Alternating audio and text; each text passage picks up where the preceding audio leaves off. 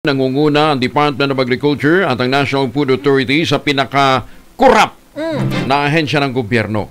Sa panayam ng programang Damdamin Bayan ng DZRH, tinukoy ni Ombudsman Samuel Martires ang dalawang ahensya na natuklasan nilang pinakatalamak ang korupsyon. Kasi noon may mga survey, ang mga korap doon na ahensya, DPWH, Customs, BIR, mga ganyan, Immigration. Department of Agriculture.